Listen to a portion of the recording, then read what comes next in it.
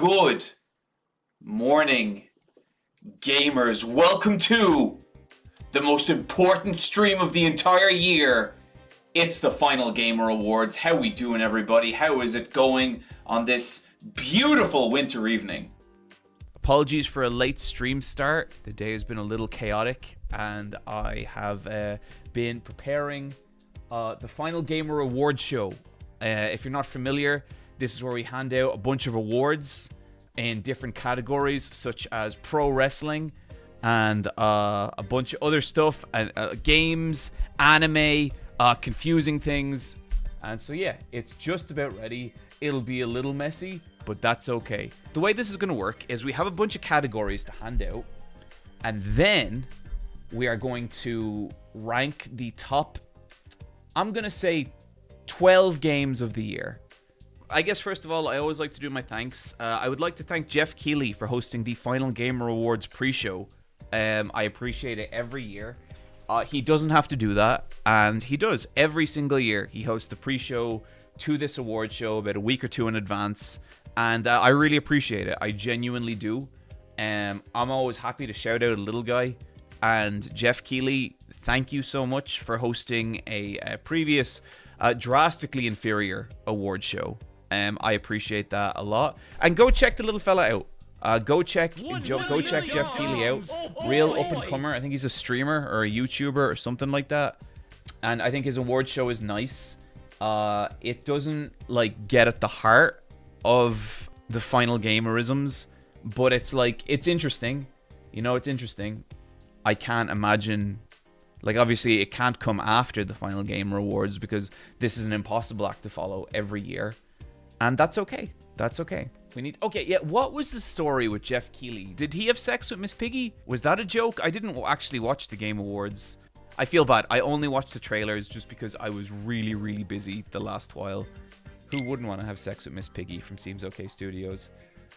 I don't want to be vulgar here, but that sure seems like a pig that knows her way around the bedroom. Know what I'm saying? Like, I'm not expressing any desire on my part, but I'm just saying, if you lined up a bunch of people in front of me and said, which one of these do you think really knows how to have sex? I'd point to Miss Piggy and I'd be like, I bet she knows some stuff, you know? Anyway, guys, we're kind of burying the lead here. It is the Final Gamer Awards, and it's time to hand out our first award category, Wrestling Match of the Year. Our first nomination is Hiroki Goto versus Zack Sabre Jr. This was a really, really great match. Basically, I did a little section on Hiroki Goto in the last Favorite Things video.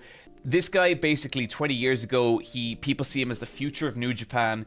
He's going to be the title holder. He's going to be the face of the company. It never happens. And he spends 20 years wandering in obscurity, kind of bouncing up and down the New Japan card. And this year, our boy Hiroki Goto, and that better be spelled Goato, he beats Zack Sabre Jr., he becomes the heavyweight championship holder, and it was a fucking beautiful moment. It's the kind of like long-term storytelling that professional wrestling does so well, and it was phenomenal.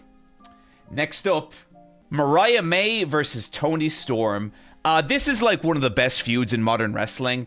It's just two women who are both like incredibly good at conveying emotion, at conveying a story. They fucking hate each other, and this was their big blow-off match in AEW this year after a trilogy of matches, and it was phenomenal. It was so good, and you could really feel the hatred between them.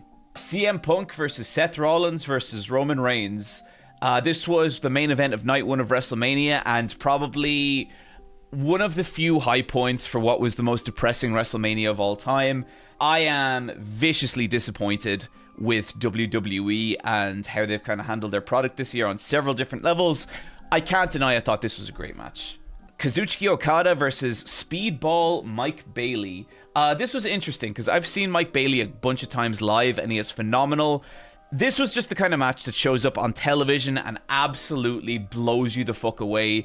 Great match from an all-time veteran of the business versus a newcomer, and both just like showcase like why they are worth getting excited about and still worth getting excited about. I loved this match. Next up, Hangman Adam Page versus Will Ospreay. This was during Will Ospreay's or Hangman Adam Page's title run this year. There was a moment in this match where both men had like given it everything they could, and they stood across and they were both like, let's do our finishers. It was like a Mexican standoff moment. It was just fucking brilliant. I thought, and like, what's beautiful about this match is it was really meant to be like Will Ospreay's coming out party in terms of like, he was meant to win. This felt like a match he was meant to take, and then when he didn't, it was fucking heartbreaking. Like, look at this, it was awesome. And I would also say it was a crowning match in Hangman Adam Page's second title run, and I think this title run is what cemented him as like one of the best. Next up, we have the AEW Women's Blood and Guts match. This Blood and Guts match to me was a point where it made WWE seem silly by comparison. Like, this felt like 10 women inside 2 cages genuinely trying to kill each other. And this happened within 2 weeks of WWE hosting their War Games match, which is like the same idea. And the women's War Game match, it just felt like a bunch of cartoony high spots. This felt like a genuine fucking war, and it was incredible. It was so good. I thought everyone was great, and it was such like an amazing showcase for like AEW's women talent. Absolutely phenomenal. And then finally, Tam Nakano versus Saya Kamitani. This was the final match in the career of a women's Japanese like Joshi legend in Tam Nakano, and I will say that I'm going to be talking about Stardom a little bit today. I am no expert on Stardom, just to say. I'm only really kind of like getting into it and catching up on some things, and the reasons for that will become obvious later. But Saya Kamitani and Tam Nakano are fucking brilliant. Saya Kamitani was in my 2024 match of the year against Mina Shirakawa, and it was so good. This match is like, it's everything you want from like a retirement match. You could feel like the weight on both wrestlers for like, okay, which one of them is going to retire. And yeah, I just thought it was a phenomenal match and a great showcasing for like why Saya Kamitani is like it right now. And the winner is... it's Hiroki Goto versus Zack Sabre Jr. This is just the match that made me believe that maybe things will be okay. And I would say the match itself wasn't as like technically crisp as other items on this list, but the 20-year story of Hiroki Goto is what kind of put it here, and I loved it for that. Okay, next up, Anime of the Year. The nominees are Call of the Night Season 2. Season 2 of Call of the Night absolutely blew me away. What started as a horny reverse Twilight anime has evolved into a anime about sad lesbian vampires, and it's so beautiful, and its story is so weird and fun and like somber but funny, and the second season really shocked me with how good it is. Devil May Cry. The Devil May Cry anime came out, and in some ways it was pretty good. In some ways it was like, yeah, I like that. And in some ways, maybe less good in like the broader picture for some of the things it was trying to say.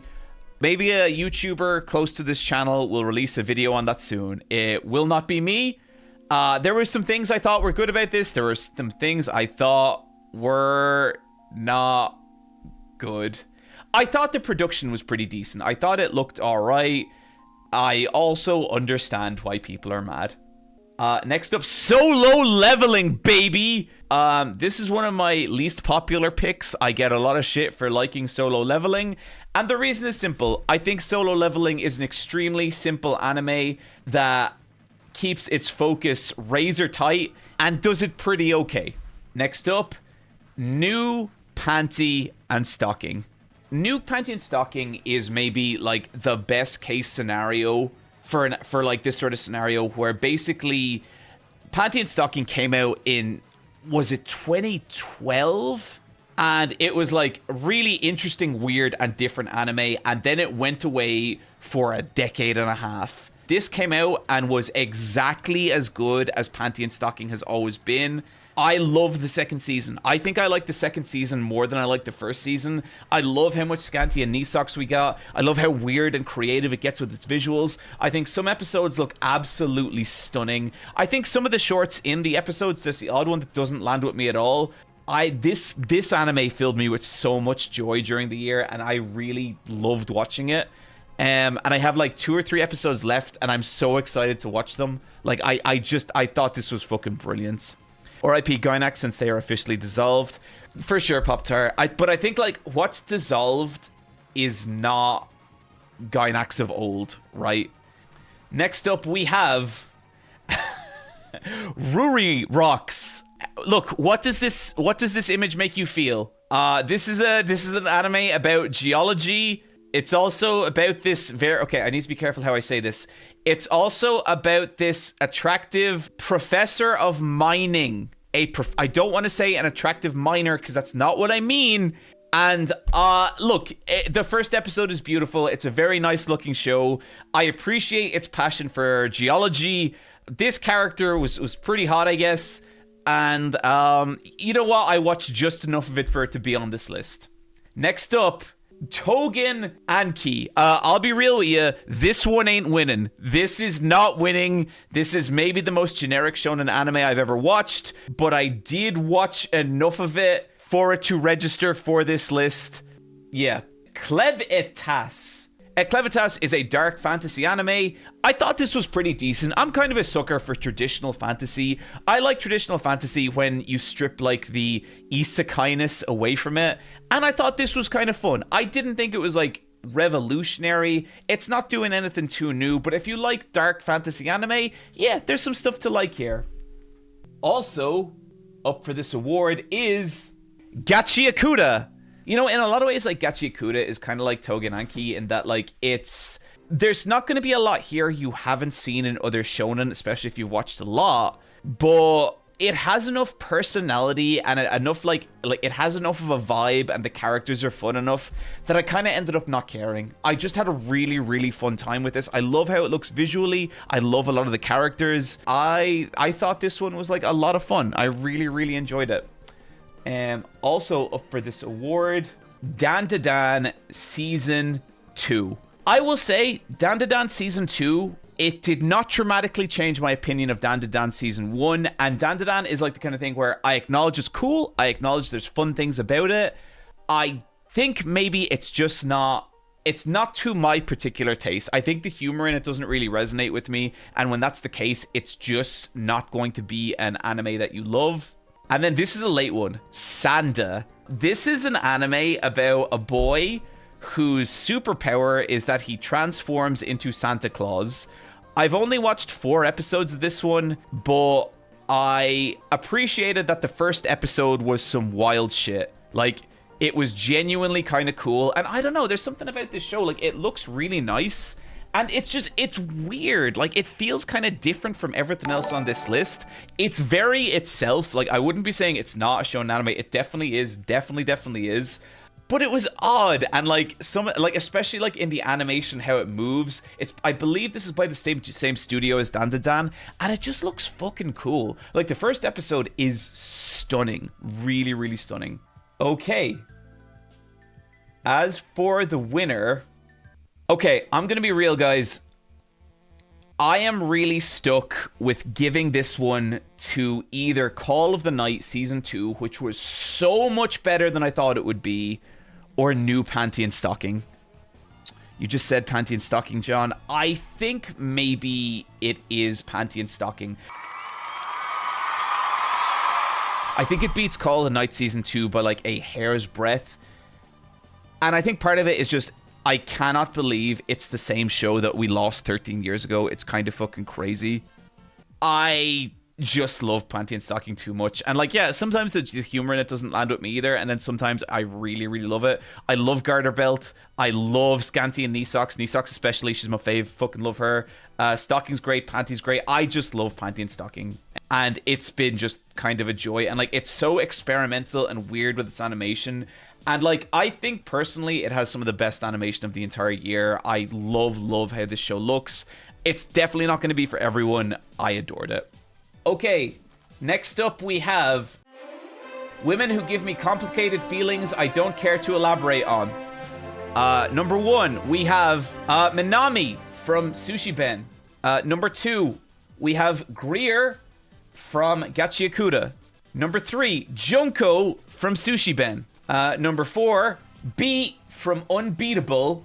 Number 5, the only reason I watched Tengenanki for as long as I did. It's this lady whose name I don't even remember. And number 6, Stephanie Vacour.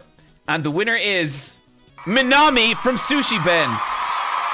Look, you guys, look. Look, the whole point here is that I don't need to explain this category. Next category. Men who give me complicated feelings I don't care to elaborate on. Engine from Gachiakuda, Darby Allen. The waiter in a restaurant who was really cool and charming and seemed kind of like he was suggesting something, but not like in a weird way, and he was pretty respectful about it, and it was just a very pleasant exchange. This is not him, this is a stock photo. And finally, Albert Wesker, specifically from Code Veronica. And the winner is... it's Engine from Gachiakuda! The next category is game I wanted to play more of because it seemed rad, but I have dog shit time and life management skills, and so this award exists now. The nominees are Sushi Ben, Unbeatable, Baby Steps, and Demon School. Okay, I want to give all these games a little shout out because they're all genuinely really cool. Sushi Ben was a 3D game, and it's kind of like a 3D visual novel kind of game, but it's like you explore a city, but there's lots of dialogue in it. There's a lot of like virtual reality kind of games, but you can like turn them off if you don't want to play them, and you can just play it as like a regular first-person game. I found it ultra charming. I played a session on stream and a session by myself, and I really, really liked it. Just a great vibe, and like probably aesthetically maybe my favorite game that came out this year. Just absolutely gorgeous. Would have loved to play more of it. This was a crazy, crazy year. I am desperately trying to get more time next year to play more shit. Unbeatable. I played the demo of this and it immediately became a Game of the Year contender. I carved out 2 hours yesterday to try and play more and immediately ran into a game-breaking bug, which was so disappointing. But I really, really loved what I played of that demo. I would love to like go to bat for this game more, but unfortunately, Unfortunately, the bug stopped me, and it's such a bummer because it really seemed cool. I basically got like this bug where the camera just locked, and I couldn't walk past the screen, and it was really disappointing. Baby Steps. Baby Steps is a game about falling over and getting back up. It is from the maker of QWOP and Bennett Foddy's Getting Over It. And I took one step forward in this game, and my character immediately collapsed in on himself. And I was ferociously entertained. I think you can tell a lot about yourself by your first reaction to like the first 5 seconds of this game. I could not stop playing this game. I played it for an hour and a half. I got to the peak of a tall mountain and then tumbled my way to the bottom.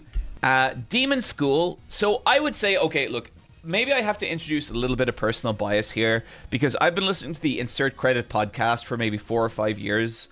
One of the hosts, Brandon Sheffield, made Demon School. And I have been listening to Brandon Sheffield talk about Demon School for that long. And I was scared about Demon School coming out because I didn't want it to be shit. You know what I mean? I was scared that, oh man, I've heard how much of this person's life they've put into this game. And I was scared it would come out and just be bad, you know? And I played it. It is not bad. It's actually kind of rad. What this game is, it's basically a game, a turn-based combat game, but it leans very heavily on the puzzle-solving aspect of turn-based combat, as opposed to the level up stats grinding. There's no leveling up. There's no stat grinding. There's no like equipping equipment. It is purely about what your characters can do. These two characters here, they are like your attackers. This character is purely for repositioning your enemies, and this character is your healer and buffer. And it's about how you make these characters' abilities work in sync on this grid-based gameplay, and it's fucking rad. I really, really enjoyed my time with this. I've only played maybe 2 or 3 hours, but I thought it was really, really cool. And like, it's fun as well. Like the writing's fun and it's kind of silly. It's very like Persona 2-ish, and it just seemed cool. I think, personally, I am going to give this award to Demon School. And the main reason for that is this is the one I am most excited to go back and play more of. I thought this was really, really fucking cool. And maybe there's a little bit of personal bias creeping in there. I don't know. I don't usually play games by people I'm, like, familiar with. But I did really like this one. And I would say Baby Steps is a close second. I really want to like Unbeatable more. The bugs I faced in it were a real bummer. And then Sushi Ben just seems like a very chill, fun game that I'll probably spend some time with over Christmas. Finally, we have Wrestler of the Year. Number 1, Saya Kamitani, the Phoenix of Death. 3 years ago, Saya Kamitani was an emotional pop idol girl who tries hard. That was her character. Now she is this. I don't think I need to explain anymore, right, chat? Hangman Adam Page, for the simple reason I think this is the year that Hangman Adam Page, to me, cemented himself as an absolute top-line main event wrestler. Even after his first title run, I had my doubts about Hangman. They are gone now. I think he is the beating heart of AEW. I think he's a phenomenal wrestler. His mic work has improved dramatically. And the dude's just found it. Like, he has just found it. Like, ever since his heel turn against Swerve, I think he has absolutely had the... Someone just suggested Travis Scott in Wrestler of the Year. God damn, that's good. But yeah, I live for the moment that wrestlers really find it and become like something more. And to me, Hangman Page absolutely did that this year. We also have Stephanie Vacour. She's gone into WWE. She has proven that she is a legit draw. I think she is a lot more than just like, you know, her sexy ass move. I think I love her presentation. I love the way she moves. I think her matches go hard. And I think she's a phenomenal wrestler.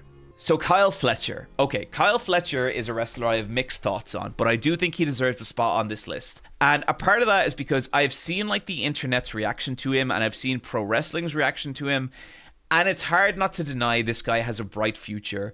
For me, his matches are there. His in-ring work is phenomenal, but where I think Kyle Fletcher still has some growing to do is in his character. Right now, I feel like he is still that screechy indie wrestling heel. He is in the Jay White territory where it's like, I fucking love this song so much, where like there's not a lot to him besides the fact that he's evil. And what I think Kyle Fletcher really needs to do to evolve is he needs to reach deep down inside himself, find something real, and wrestle from that. Let that be his character. Because right now I kind of feel like on the mic, and he's not bad on the mic, but on the mic, he's still pretending. And if he can tap into something legit and real, like something from his real life, some emotion, you will be looking at one of the best wrestlers on the planet. No question. But all that said, fair play to him. He had a great breakout year. And I think he has proven that, like, yeah, he is ready for the big time.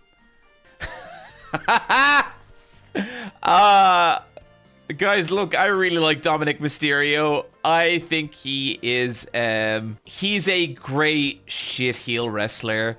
He's never going to main event at WrestleMania, I don't think, but I can't deny that I am so entertained by Dominic Mysterio. I think his in-ring work is solid. I think his mic work is solid. I don't think he's exceptional at either. I think he is the best in the business at getting the crowd to boo him. And he absolutely deserved the win at Mania. Again, it was one of the few highlights of Mania. And I love when he calls himself the greatest luchador in the world and he doesn't even wear a mask. I respect the fuck out of what Dominic Mysterio has done. I think it was nearly impossible to step out of Rey Mysterio's shadow and make something. that feels unique to him, and he absolutely did it. I have nothing but respect for Dominic Mysterio. I remember seeing him in the custody match 20 years ago. I know, right? Like, it's crazy. But no, I have a lot of affection for Dominic Mysterio. And finally, Wrestler of the Year, Hiroki Goto. Look, when I talk about drawing on something real, that's what Hiroki Goto did this year. Hiroki Goto has been on a 20-year journey, and no one deserved the title more than him. And I am genuinely delighted for the guy. I think Hiroki Goto, to me, like, in-ring work, he's always been good. Always maybe a step away from amazing. But you cannot deny the emotion that he showed this year. And I thought they could have run too short. But I still loved it. It was my favorite match in wrestling this year. But as for my Wrestler of the Year, it is unquestionably Saya Kamitani. Guys, I would like to watch with you all the Saya Kamitani entrance from, I think it was All-Star Grand Queendom. This match was also a nominee for Best Match of the Year for me. Look at this shit, chat. Look at this.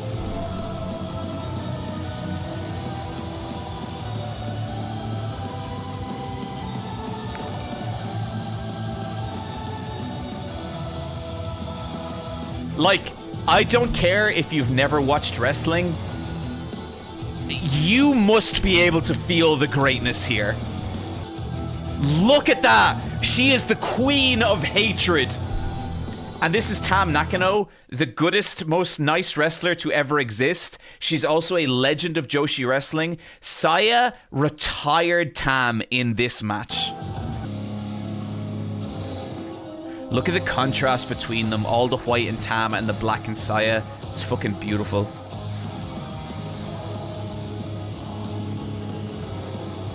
Oh, she's so good. She's so good. The Dead Phoenix Queen.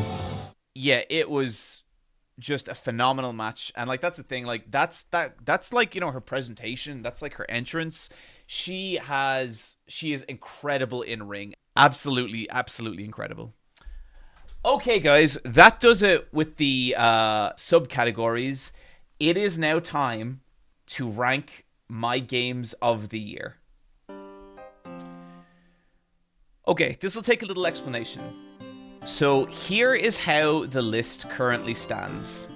So over here, these are all the games from 2025 that released in 2025 that I played at least enough of to decide that, hey, I have an opinion on this. Here, this is the cut category where we'll be dropping all our names until we have 10 left. When we have 10, we will then go through the non-2025 games I played and splicing them into the 2025 list. At which point, we will have a top 10 list. That top 10 list will then be eligible for ranking in my top 100. Now, not everything is going to make it in, but them's the rules. So, what we first need to do, let's say we move this over here just for the moment so we don't have to think about it. And we're gonna put this back here. Okay, so this is the line. A game needs to get inside this top 10 line to be eligible to go on the all-time top 100 list. Now what we need to do is start taking games from this list and dropping them in the cut section.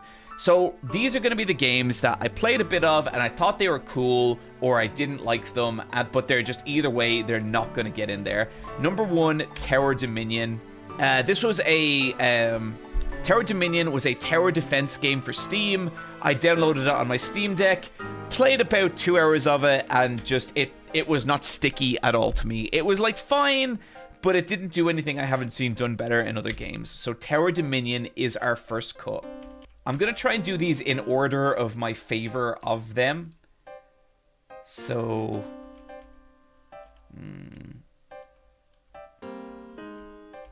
okay, guys, I played 2 hours of Mario Kart World.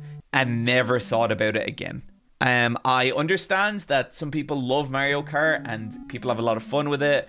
I didn't like this Mario Kart, and I didn't like the way it structures the tracks.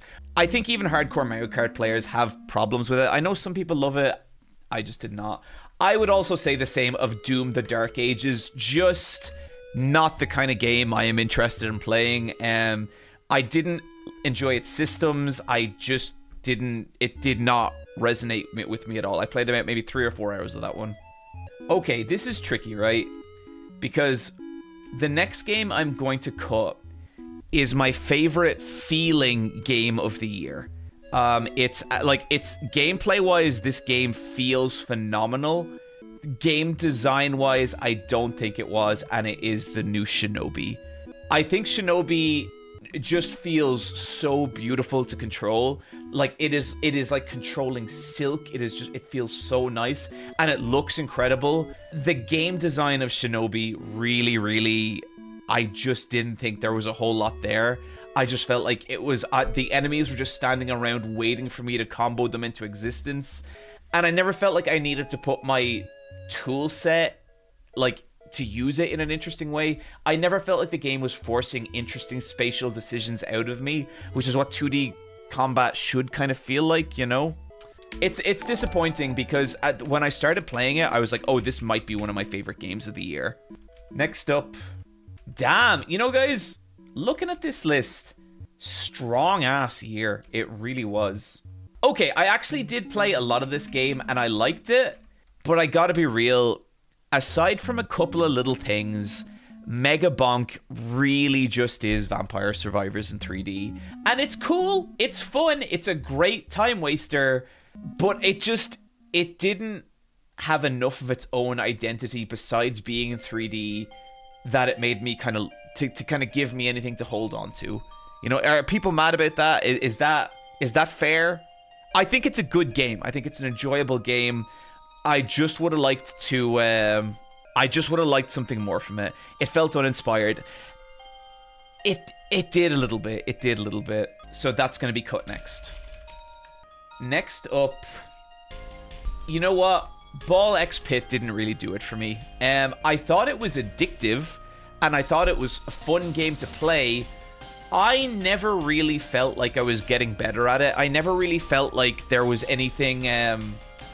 I felt like I was leveling up, but not like my skills, just my bonuses, you know? I liked it. There was cool things about it. I liked its look. And it's like, it's one of those games, it's an amazing first session, and I kind of really fell off after that. So I think Ball X Pit is my next cut. Next up. Man, guys, like, it's tough, right? Because I loved the Unbeatable demo so much. When I tried to play the game, my entire experience was like dealing with bugs. And it's so shit because I feel like if I played through this game, there's a real strong chance that it could be like in the top 10 for this year, you know? But I just... the bugs kind of killed it, you know? I beat Unbeatable, will be peak after a few patches. I think I'm going to have to come back to Unbeatable. I don't think this can be the final word on Unbeatable, because I really think there's so much potential there, but I literally just ran into a game-breaking bug and couldn't continue. But on the grounds of this year, I think I have to cut Unbeatable, and it fucking bums me out, because I really do love, like, I loved that demo, and I want that game to be peak. Hopefully in a couple of patches it will be. Maybe push it to next year. I mean, I can bring it back in the old games next year. Next up. I think next up on the cutting block for me is Ender Magnolia. I think Ender Magnolia is a really cool Metroidvania game. I would just say that there's not a lot there that I haven't seen in other Metroidvania games. And, you know, it's got its own, like, distinct vibe and, like, aesthetic and stuff. It's kind of anime... JoJo stand summoning Metroidvania, and if you're itching for a Metroidvania, like, yeah, that is one of them. That is absolutely a good one, but it did not hold my attention. I was like, okay, cool, and eventually I kind of backed off from it. Being a Metroidvania in the year Silk Song comes out is tough, honestly. Honestly, yes it is. Okay, we need to now cut half this list and then order the top 10, and the next cut is going to be Monster Hunter Wilds. I did not like Monster Hunter Wilds, despite loving Monster Hunter. And there was things about it I liked. I thought the creature design was fantastic. I liked some of the characters and cutscenes. I thought they were pretty fun. This is Monster Hunter 2 smoothed out for me. For me, the sweet spot of Monster Hunter was Monster Hunter Worlds, but then I know there's people where the sweet spot of Monster Hunter is before that. It's like Monster Hunter 4, you know? And so I think Monster Hunter is one of those series where your impression of it is going to be seriously defined by the first one you play. I really, really tried to connect to Wilds, but so much of what I love about Monster Hunter wasn't there. I understand it gets better in the end game. I shouldn't have to beat a video game for it to get good. Did you like Monster Hunter Rise? I liked it better than Wilds.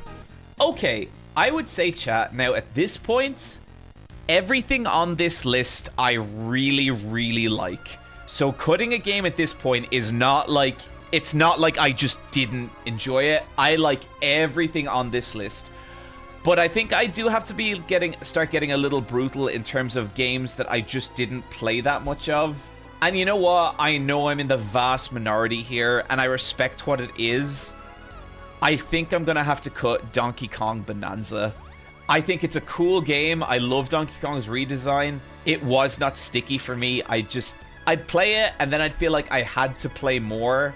And I think it's like a really fun game. Like, smashing stuff up is great, but it didn't like engage my neurons the way like my favorite games of the year did. Chat is an interesting mix of people being like, banana and no! I felt the same way. First few hours were amazing, though. I think I felt like the first few hours were, like, fun, but, like, didn't blow me away, you know? So, Donkey Kong Bonanza is the next cut. We now have 7 games to cut. Okay, I've kind of been dreading cutting these 2 games, because, like, this is on me. I didn't play enough of them. And it sucks because I did really like what they were going for. But I think I have to cut Promised Mascot Agency and Sushi Ben. I really, really liked what I played of both these games. Both games have an incredible vibe and atmosphere. I just didn't play enough of them, and that is completely my bad.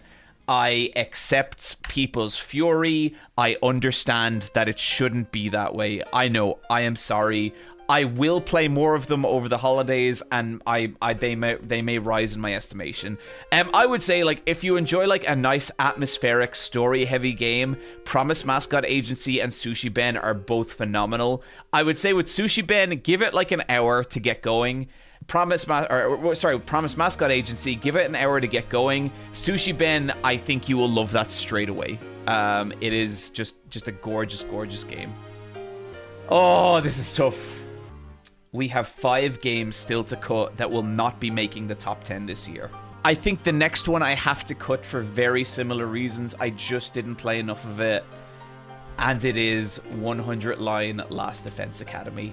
Again, another game I'd love to play more of, but I think this is where it goes out.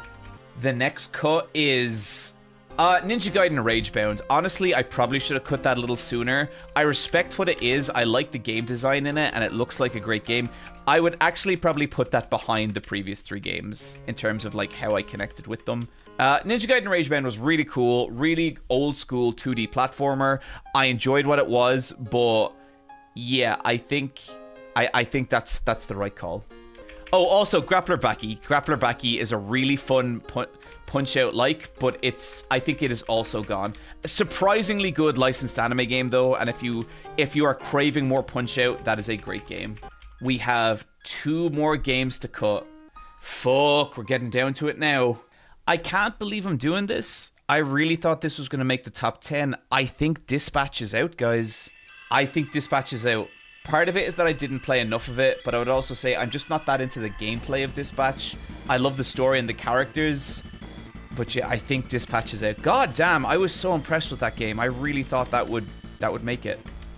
We need to cut one more game is not going to make it into the top 10, and I know what it is. I know what it is. It's Avowed. It's Avowed. I fucking love Avowed. Avowed has like my favorite first-person melee combat ever. I love how Avowed feels. I like the characters. I think it's fun. But it's like everything Avowed does is like an 8 out of 10, and everything else on this list has at least one thing that's like a 9, you know? If people want to say that I'm cutting Dispatch because I didn't play enough of it, that is absolutely fair, and I am like, me and Michelle are going to be playing Dispatch over the holidays, and maybe it'll come back next year. But for now, I can only go with the information I have. Well, chat, we have the Final Gamer Top 10 this Christmas. In no particular order, it is Silent Hill F, Look Outside, Absalom, Hades 2, Death Stranding 2, Baby Steps, Silk Song, Labyrinth of the Demon King, Clair Obscura, Expedition 33, and Blueprints. Baby Steps over Dispatch. So, Moster Man, it's crazy to me that like you're surprised about that, because those two games are so different that it's going to come down entirely to personal taste. But yeah, I kind of loved Baby Steps. I really, really did. Okay, I know the two games that are fighting for number 10, and they are Baby Steps and Blueprints. I think Blueprints could be one of the games I played the most this year, and there's a lot I love about it, but there's things I don't like about it as well. But it is fucking cool. Okay, let's move everything down here.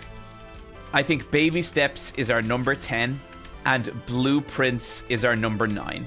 Again, this is the top 10. This is they have done very well. I'm surprised Baby Steps made it so far. All these games have been the same since 2004. Literally just awkward controls plus unforgiving checkpoints equals rage game. Not knocking it too hard, but top 10. I would totally disagree, Milos 1967. I think Baby Steps especially, I don't know if you've actually like played through the game, but Baby Steps has some stuff to say about like, and I would say so does like Getting Over It. I don't think that's a rage game. I think Getting Over It is a game about a very specific thing, and I think it's really reductive to view it as like a rage game. I think they make good rage games, but I think Bennett Foddy is someone who has a lot to say about interaction in games. Is Labyrinth of the Demon King the PS1 like dungeon crawler? It is, but it's more a survival horror game than a dungeon crawler. I see why you'd call it that, alright, like it is very kind of Kingsfield-y, but yeah, okay, I need to make a decision here, and my decision is going to be, it's Labyrinth of the Demon King. God damn it, that stings. I love Labyrinth of the Demon King, but I think I may be just slightly more passionate about other games on this list. But it's razor thin. It is razor thin. Oh, okay. So I think what I'm struggling with right now is it's Hades 2 versus Labyrinth of the Demon King. And this is so tough. I think the thing about Hades 2 that's maybe pulling me back a little bit is, for as fucking awesome as that game is, and it's incredible, it is just more Hades. You know, like, it is just more Hades. And, like, Melinoe is great. I like her about as much as Zagreus. I have the exact same level of crush on her as I do Zagreus. And I love the Siren bosses. And, like, was Hades 2 better than Hades in your opinion? I think so. I think it's a better game. It's Hades, but really cranked up. And it has insane pacing for the player. It's the roguelike I could give to people that don't play action roguelikes. Henjo, you're not wrong. You're not wrong. And, like, Labyrinth of the Demon King has flaws. You know, like, I think trying to navigate that Labyrinth of the Demon King can be really frustrating because there's not enough, like, variation in the scenery. Like, I got lost so often in Labyrinth of the Demon King. But Labyrinth of the Demon King's fucking so cool. And it's, like, a scary game. Like, it's genuinely scary. Guys, it's not right. I think I have to give it to Labyrinth of the Demon King by a fucking nose hair. Like, that is such a slight difference between these two games. I think I just, like, on an atomic level, prefer Labyrinth of the Demon King by a sliver of existence. I'm sorry, I know that's gonna make people mad, but I think it's it. Okay, next one is obvious, Death Stranding 2. I like Death Stranding 2. It's goofy and weird and strange, and it makes me get Death Stranding. I was like pretty stressed out for a lot of this year, and I guess truth be told, I went through some not great like depression and stuff like that. My mental health took a bit of a beating there during the year for no real reason other than just the depression rolled back around, you know, that kind of way. And I really have to say, Death Stranding 2 just like journeying through those landscapes. It was incredibly peaceful and something I kind of needed at that point. I have a real fondness for that, and I love the goofy shit. You know, I love Doll Man. That's silly. You know, I like that game. So yeah, I think that's the next one. Cut. Sorry to hear, John. You don't need to be sorry. Like, that's just who I am. You know, like, I'm just gonna get down every now and then, and it's not something to worry about, and it's not something to fix. It's just what a person of my emotional makeup goes through, and I think a lot of people do. I like how silly Death Stranding 2 is. I think it's an incredibly strange game, and I really respect that. And yeah, it made Death Stranding make sense to me. Okay, next up, we now have the top 5. In no particular order, the top 5 games of 2025 are Silent Hill F, Look Outside, Absalom, Silk Song, Clair Obscura Expedition 33. So the next one is obvious to me, and it's Silent Hill F. Silent Hill F is our number 5. Silent Hill F has a story that I would happily rank up there with the best Silent Hill stories. I think narratively, it is trading blows with Silent Hill 2, and that is fucking insane. I am so happy this game exists. I know that this is going to become so many like teenage girls' favorite game of all time, and I think that's fucking awesome. I think it's like a genuinely like beautiful story. There is profoundly disturbing moments in this game, 2 in particular that are going to stay with me the rest of my life. One way is the cutscene that plays halfway through the game. If you've played it, you know the one, and the other is a story about a character going to the shops. The story about the character going to the shop. Silent Hill F is like a game where all the characters are held to these like societal standards, and then like expanding on what those societal standards are and exploring them through horror. And it is fucking phenomenal about that. Silent Hill F is like one of the best pieces of horror that came out this year. Not video games, just horror. Like, it is that good. Where it falls down for me is the gameplay. And if the gameplay was good, or if I liked the gameplay, we could be genuinely looking at a game of the year for me. I think it's a phenomenal effort, and I loved what I experienced of it. I did not like the gameplay. I did not like the combat. Combat has never been great in Silent Hill games, but with most other Silent Hill games, combat is semi-optional. In this, it's not. In this, like, they drop you in, like, enemy closets, monster closets, and I hated them, especially towards the end of the game. As much as I didn't like it, it's like the fact that it's number 5 and I have that heavy criticisms of it as a game, that's all you need to know about how strong its story is and how strong its horror is. Phenomenal experience. Okay. So, we now have 4 games left. And the question is, which make it into the top 3? And for me, this one is actually kind of simple. Hollow Knight Silk Song is our number 4 game of 2025. I love Silk Song.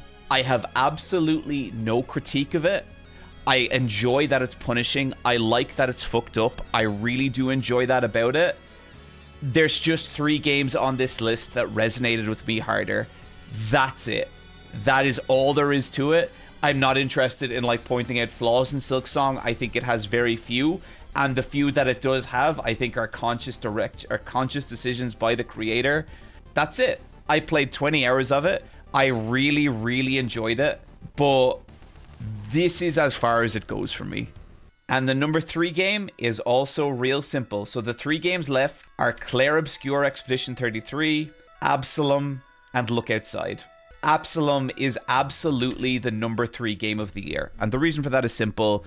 This is the future of beat 'em ups.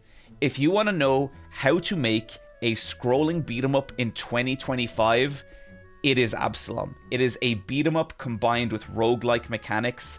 And I love how the upgrade systems works for each character. When you play Absalom, a lot of the characters work fairly similar. They have the same basic moveset, which I was really disappointed about when I played it first.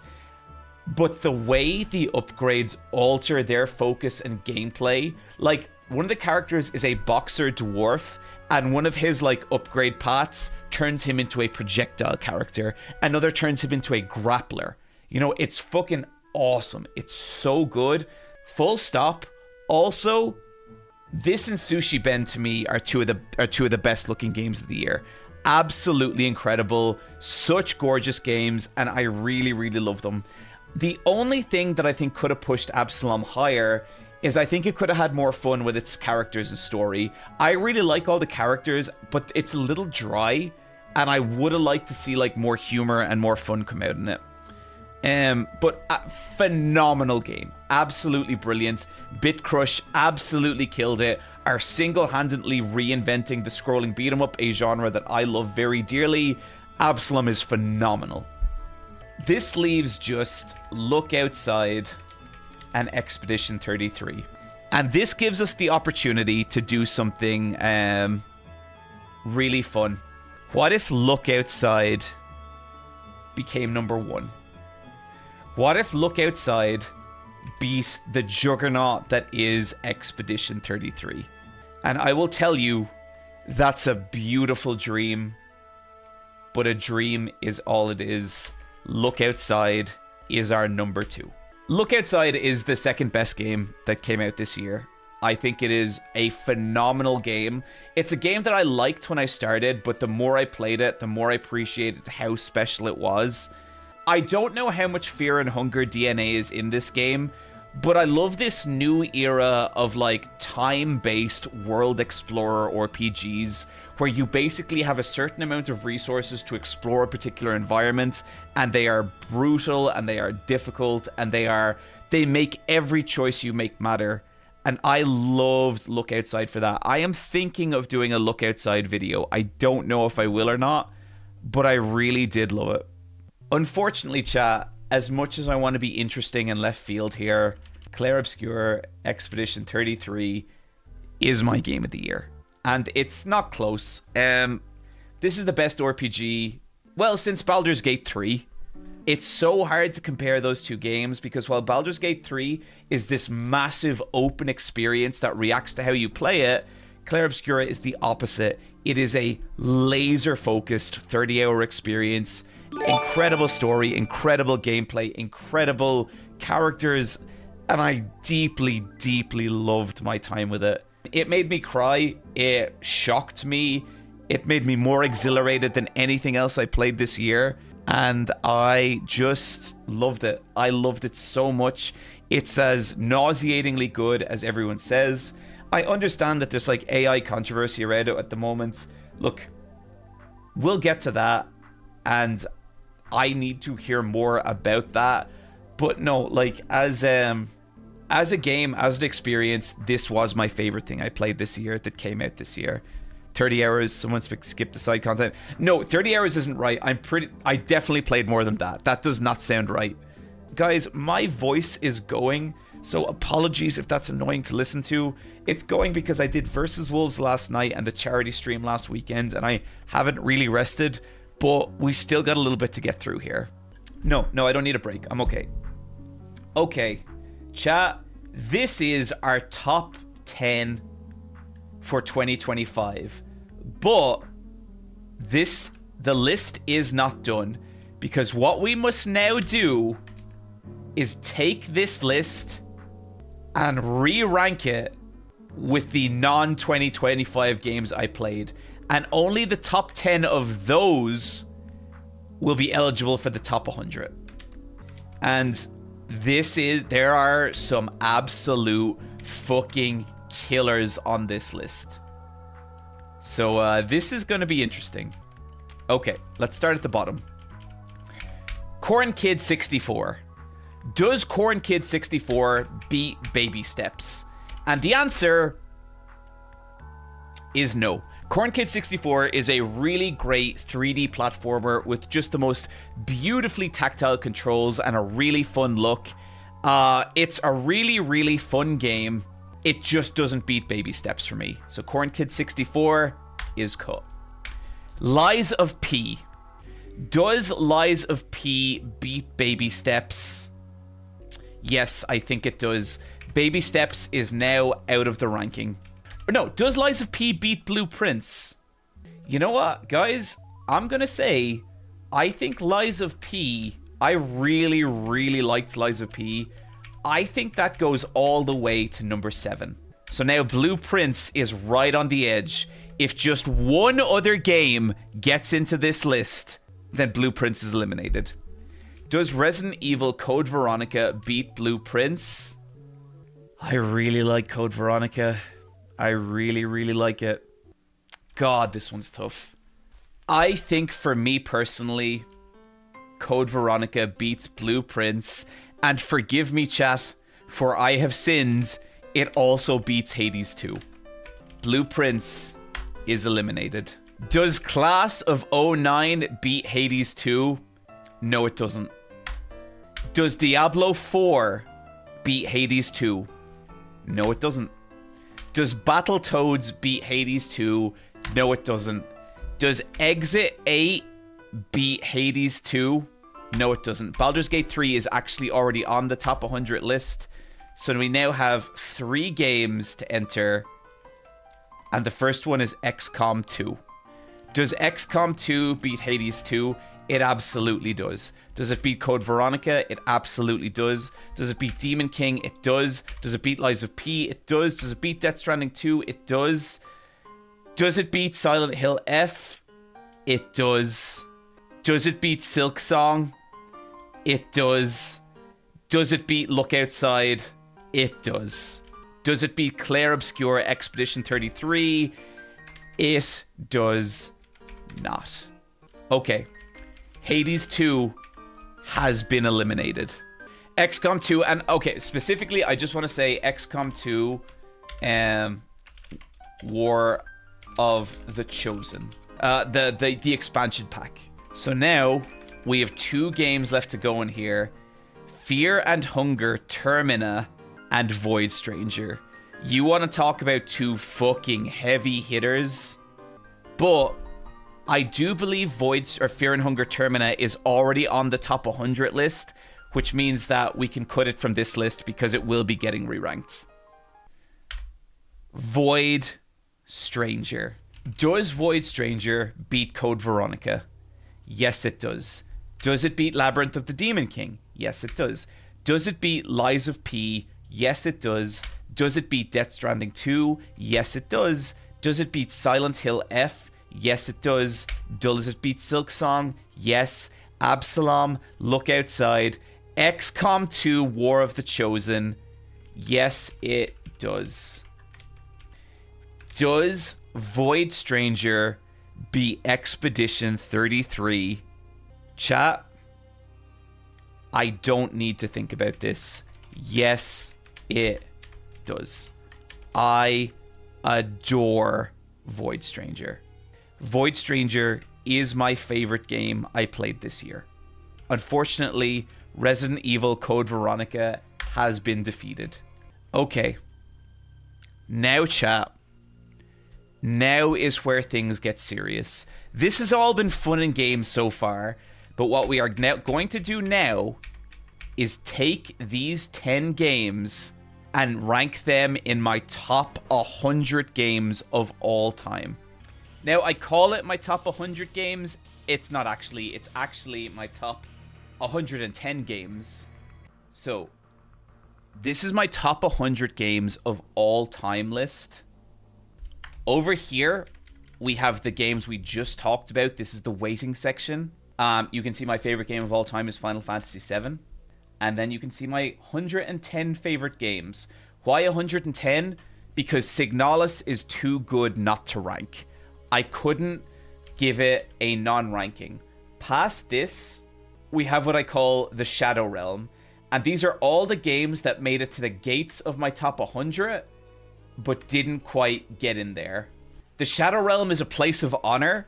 A game has to be incredibly good even just to make it to the Shadow Realm.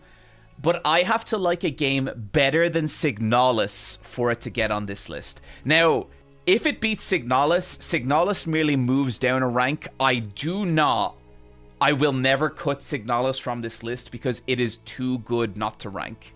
We have our zones. We have the Gates of Acceptance, the Mountains of Quality, the Bridge of Killers, the Path of the Elite, the Doorway of the Best, the Threshold of Brilliance, the Stairway of Greatness, the Ascension of the Super Beasts, the Battle on Heavenly Ground, the Domain of God, and the Throne of the Undisputed.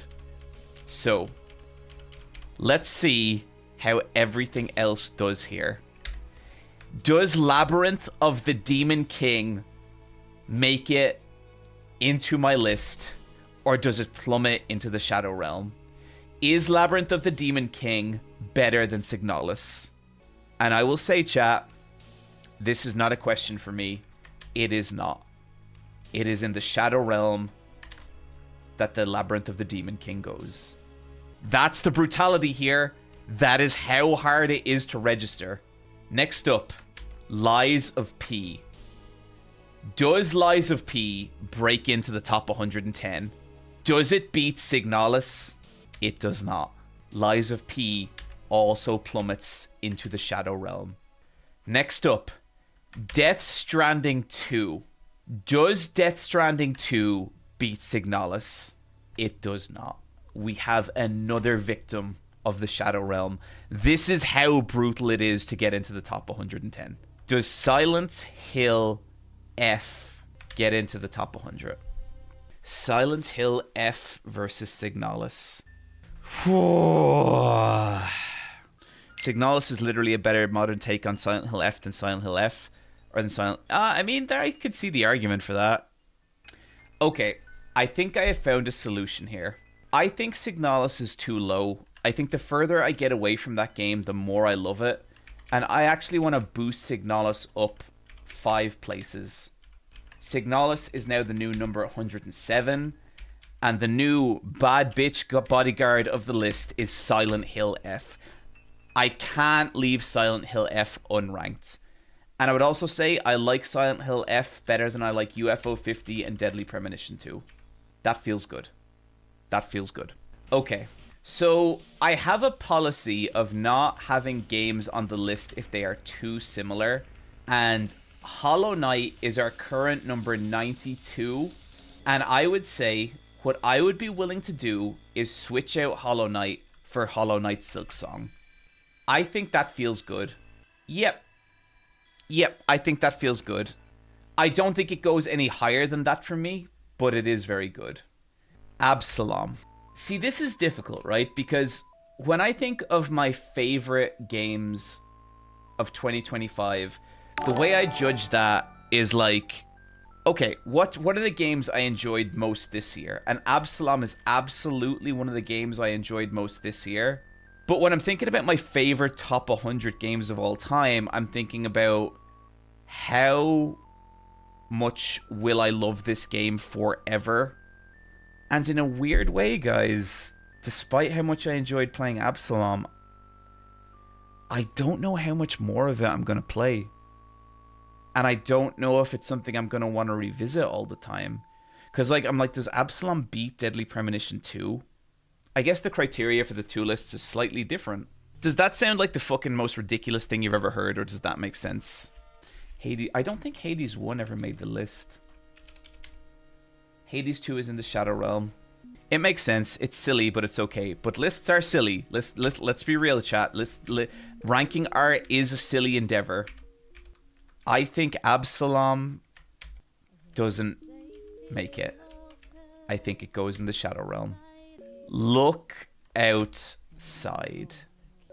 This is tough because I'm trying to take the recency bias out of it as well. Someone is saying that Look Outside is not better than Termina. Where is Termina on this list? There it is. We are re-ranking Termina, for sure. I think Look Outside beats Deadly Premonition 2. I think it beats UFO 50. I think it beats Silent Hill F. I think it beats Shin Megami Tensei 5 Vengeance. I don't think it beats Signalis and Detention. I don't think it beats those two in my heart. Look Outside is your new 108th game. Signalis is the fucking boss of the bottom tier. It is the kill goblin of the bottom tier. XCOM 2 War of the Chosen. Okay. Does XCOM 2 beat Deadly Premonition 2? It beats that. It beats UFO 50. It beats Silent Hill F. It beats Shin Megami Tensei 5 Vengeance. It beats Look Outside. It beats Signalis. It beats Tension. It beats Zombies Ate My Neighbors. It beats Metroid Prime. It beats Falls Out New Vegas. It beats Tunic. It beats Tekken 8. It has now entered the gates of acceptance. It beats God Hands. It beats No More Heroes 3. It beats Mystical Ninja. It beats Let It Dead or Alive 2 Ultimate. It beats Command & Conquer Red Alert 2. It beats Full Throttle. It beats Guilty Gear Revelator. It beats Hollow Knight Silk Song. It beats Super Mario World 2 Yoshi's Island. It beats 999. It beats VLR. It beats Legend of Zelda Tears of the Kingdom. It beats Deadly Premonition. Does it beat Monster Hunter World? What's next? Monster Hunter World, I think, is too low. Because I think...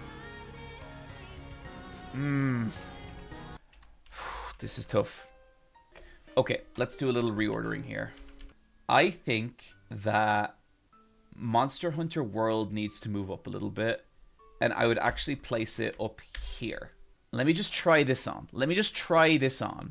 XCOM 2, War of the Chosen.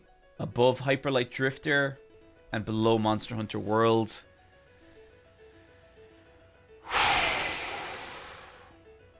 I think that feels good. Number 81 for XCOM 2. And now... Fuck, man. Void Stranger, Fear and Hunger 2, Claire Obscure, Expedition 33. Does Claire Obscure beat Deadly Premonition 2? Yes, it does. Super Mario World 2, Yoshi's Island, 999, Virtue's Last Reward, Legend of Zelda Tears of the Kingdom, Deadly Premonition, Killer 7, Cave Story, Hotline Miami, Portal 2, Banjo-Kazooie, Hyper Light Drifter, XCOM 2, War of the Chosen. It beats that too. Monster Hunter World, it beats that. Officially entering Expedition 33 into the Bridge of Killers. Does it beat Sekiro? Yes, it does. Does it beat Dokapon Kingdom? Yes, it does. Tony Hawk 3? Yes, it does. Azura's Wrath? Yes, it does. Bahamut Lagoon? Yes, it does. Persona 4 Golden? Yes, it does. Witch's House? Yes, it does. Spelunky 2? Yes, it does. Mega Man 2? Yes, it does. Dragon Quest 11? Yes, it does. Donkey Kong Country Tropical Freeze? Yes, it does. Danganronpa 2? Yes, it does. Doki Doki Literature Club? Yume Nikki? Yes, it does. Disgaea? Yes, it does. Pokemon Soul Silver? Yes. Binding of Isaac? Yes. Phoenix Wright? Yes. Garou Mark of the Wolves? Yes. Silent Hill 3. Silent Hill 3 is like the boss of the middle of the list.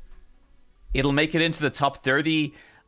I don't know about that, considering it is struggling with number 60. But ultimately, I think it does beat Silent Hill 3. Gunstar Heroes, yes. Bloodborne, yes. Mouthwashing, yes. Earthbound, yes. Cuphead, Beautiful Joe, Metal Gear Rising Revengeance, Chrono Trigger, Super Mario 3D World, Baldur's Gate 3. I also need to re-rank Baldur's Gate 3. Okay, I'm going to delete this for the moment because I need to re-rank Baldur's Gate 3. Because I've been playing that this year. Does Claire Obscure beat... Does it beat Super Metroid? Yes. Donkey Kong Country 2, yes. No More Heroes, yes. Walking Dead Season 1, yes. Super Punch-Out, yes. Streets of Rage 2, yes. Elden Ring, yes. Shenmue 2, yes. Touhou 8 Imperishable Night, yes. And can it beat Nier and enter the Stairway of Greatness? I don't think it does. Expedition 33 fails to beat Nier and lands at number 41. Couldn't make it to spot 33. I mean, it would have had to beat Street Fighter 6, Secret of Mana, and Smash Bros. Ultimate. It wouldn't happen. It wasn't happening. Okay. Let's rank Baldur's Gate. We'll start off at its original position because it has only grown to me. So it was number 50, I believe. It beats Super Metroid. It beats Donkey Kong Country. It beats No More Heroes. It beats The Walking Dead. It beats Super Punch-Out. It beats Streets of Rage 2. It beats Elden Ring. It beats Shenmue 2. It beats Touhou 8 Imperishable Night. Does Baldur's Gate 3 beat Expedition 33? I think it does. I think it does. I think Baldur's Gate 3 is a like once in a lifetime game. They have like the complete, they are like philosophical opposites in what they're trying to do. But I am in awe of Baldur's Gate 3, and my Necromancer Dark Urge playthrough has only deepened that awe. Does Baldur's Gate 3 beat Nier? It does. Does it beat WWE No Mercy? It does. Does it beat Guitar Man? It does. Does it beat Resident Evil 4? It does. Does it beat Half-Life? It does. Does it beat Street Fighter 6? It does. Does it beat Secret of Mana? It does. Meaning it is now number 33, Smash Bros. Ultimate. And I think this is as far as Baldur's Gate goes. Our new number 34, Baldur's Gate 3. Okay, we now have 2 games left to rank. Fear and Hunger 2 and Void Stranger. So where's Fear and Hunger 2's old spot? Did it have an old spot? Or no, I think we deleted it. Okay. I think it was around 90. It was around here somewhere. Let's start off at 100. Does it beat No More Heroes 3? Shit. Oh, man. I thought... Huh. I'm surprised. I am... like, okay... Cards on the table. I am really loving Fear and Hunger 2. I'm playing it again for a video. But I can't find the emotion to put it past No More Heroes 3. Guys, I think this is where Termina lands.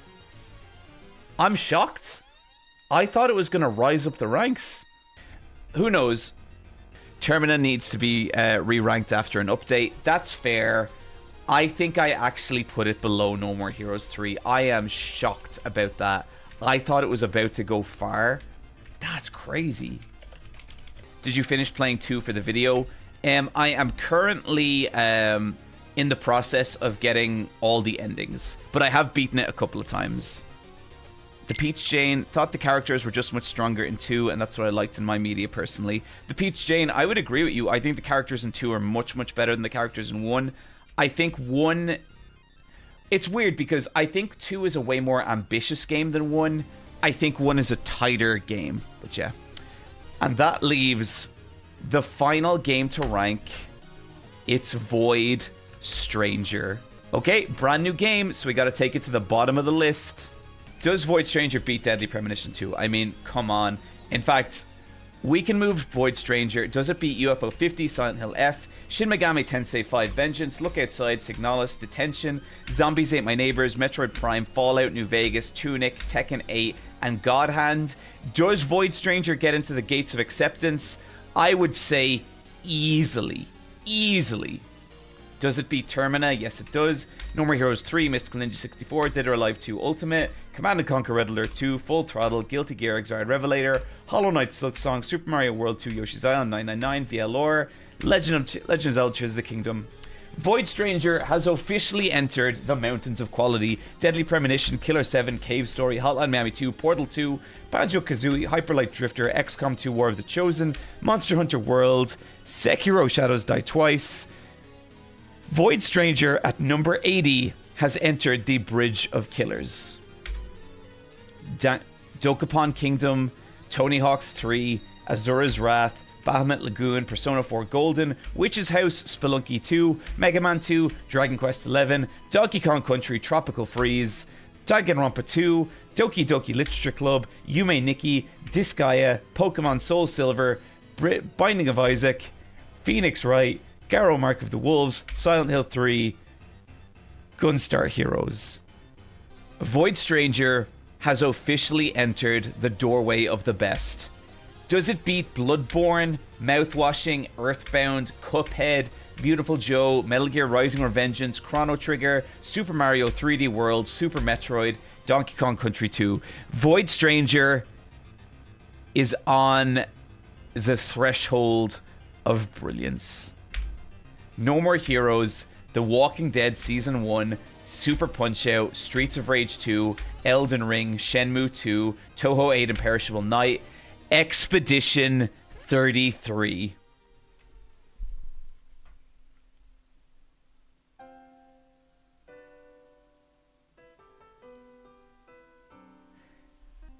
It beats it.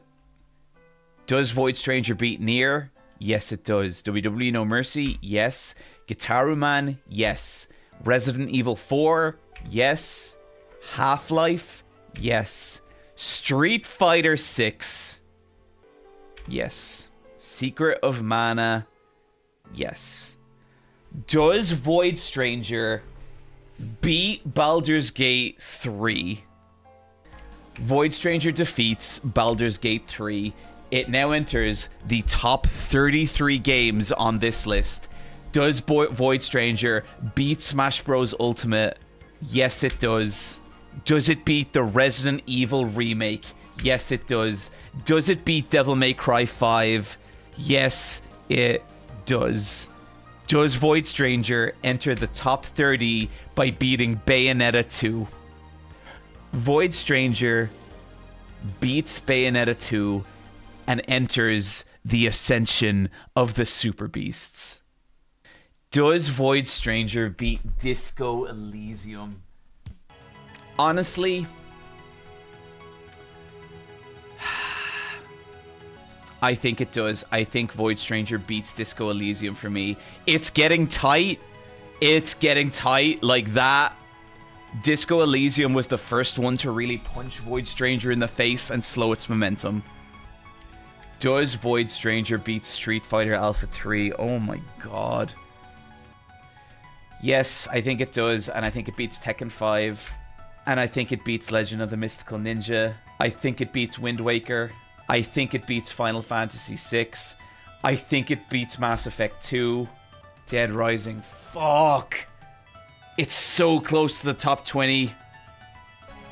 Oh. Okay, what's coming after it? Fear and Hunger. Jesus. And after that, Majora's Mask.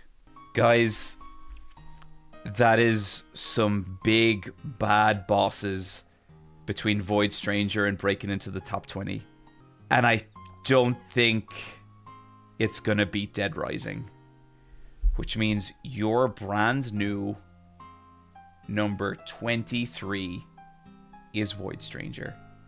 I should not need to explain that that is a monumental achievement. What a climb. What a climb. So the rest of the list are number 23, Void Stranger, number 22, Dead Rising, number 21, Fear and Hunger, number 20, Majora's Mask, number 19, Paper Mario and the Thousand Year Door, number 18, Pokemon Blue, number 17, Super Mario World, number 16, Virtua Fighter 4 Evolution, number 15, Devotion, number 14, Red Dead Redemption 2, number 13, Lisa the Painful, number 12, Super Mario 64, number 11, Link to the Past, number 10, The Domain of God, Yakuza 0, number 9, Metal Gear Solid 2, number 8, Ocarina of Time, number 7, Dark Souls, number 6, Undertale, number 5, Capcom vs SNK 2, number 4, Street Fighter Third Strike, number 3, Silent Hill 2, number 2, Mother 3, and number 1, the throne of the undisputed Final Fantasy VII. Chat, that is my top 100 games list for another year. Oh, that is always so intense. But I feel good about it. I think Void Stranger found the right spot, and I think number 23 is good. It's really, really good. How much of the ranking is nostalgia based? Like, how likely is a new game to get to the Domain of God? I mean, the most recent games to get into the Domain of God are Yakuza 0 and Undertale.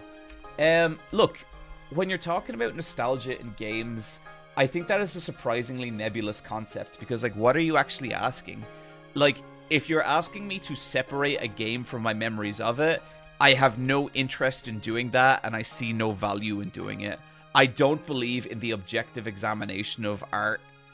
And to me, my memories of a game are the game.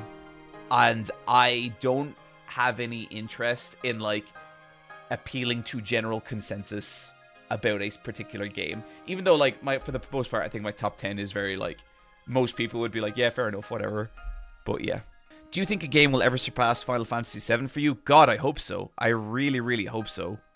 But I feel like when you get into your favorite games of all time, you cannot separate them from what they meant to you when you first played them, right? Lol, every review is based on nostalgia because it's based on your past experience. I mean, to a degree, right? Like, how much is your favorite game because of what it meant to you personally and what it meant to you at the time, versus how much is it you looking at it objectively and being like, that's a crisp jump. The pacing in this second act is exquisite.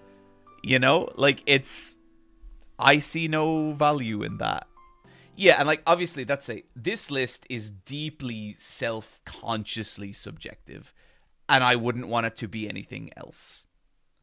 Oh, that is always such an intense stream, but that is going to do it for the final Gamer Awards this year. And I just want to say thank you to everyone for your support this year. It has been crazy watching regular Eyepatch Wolf kind of blow up. These streams have been so much fun, and I just want to say thank you for still being here. It really means the world to me.